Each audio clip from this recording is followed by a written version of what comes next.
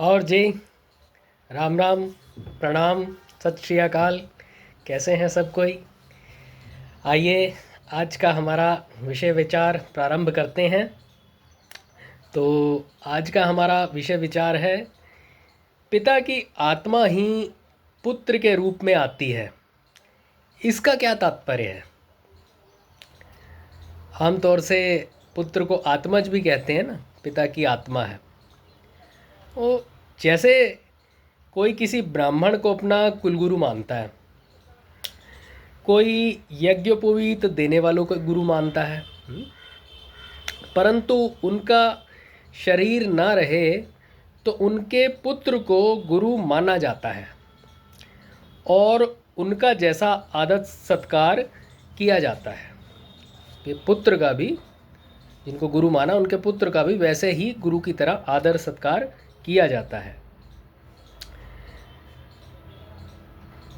एक बार जब अश्वत्थामा ने पांडवों के द्रौपदी से जो 5 पुत्र थे ना, उनका सोते समय वध कर दिया था, तो इसके दंड स्वरूप जब अर्जुन महाराज अश्वत्थामा को बांधकर द्रौपदी के सामने लाते हैं, तब माँ द्रौपदी, महारानी द्रौपदी अश्वत्थामा को छोड़ देने का आग्रह करती हैं और अर्जुन महाराज से कहती हैं कि जिनकी कृपा से आपने संपूर्ण शस्त्रों का ज्ञान प्राप्त किया है, वे आपके आचार्य द्रोण ही पुत्र अश्वत्थामा के रूप में आपके सामने खड़े हैं।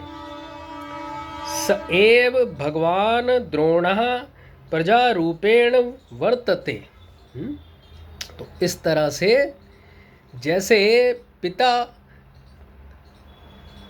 धन का मालिक होता है और पिता मर जाए तो पुत्र धन का मालिक बन जाता है, ऐसे ही पुत्र उत्पन्न होता है तो वह पिता का प्रतिनिधि होता है, पिता की जगह काम करने वाला होता है। यहाँ आत्मा का जो अर्थ है ना, वो गौण आत्मा है, अर्थात आत्मा शब्द शरीर का वाचक है। यहाँ पे शरीर से शरीर पैदा होता है। अतः व्यवहार में पुत्र पिता का प्रतिनिधि होता है, परंतु परमार्थ कल्याण में पुत्र कोई कारण नहीं है। आत्मा का श्रीमद् भगवद गीता के अनुसार भी अपना न तो कोई मित्र होता है और ना ही कोई शत्रु होता है। इस भौतिक संसार में आत्मा का किसी के साथ कोई संबंध नहीं होता। आत्मा का जो एकमात्र शाश्वत संबंध है वो परमात्मा भगवान के साथ ही है। तो ये जो पिता की आत्मा ही है पुत्र के लिए, वो गौण आत्मा के रूप में शरीर से संबंधित है, ना कि वस्तु आत्मा से। धन्यवाद।